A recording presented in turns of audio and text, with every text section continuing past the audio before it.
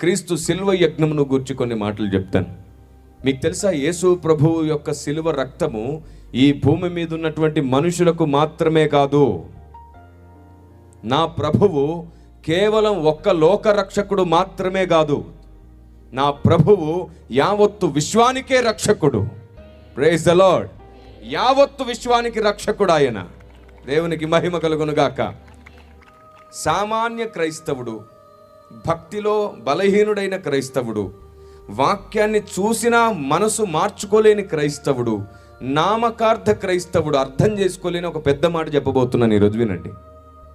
యేసు ప్రభు శిలువ రక్తం మనుషులకు మాత్రమే కాదు, దేవదూతలకు కూడా రక్షణగా మారింది.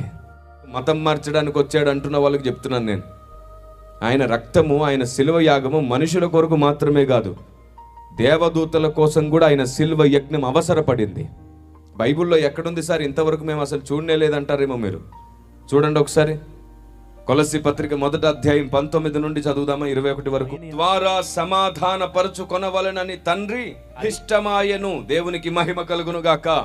ఇప్పుడు చెప్పండి, ఆ వచనాలను ఒక్కొక్కటిగా మీ ముందు నేను మరలా తెరిచి చెప్తాను. చూడండి ఒకసారి ప్రారంభం నుండి.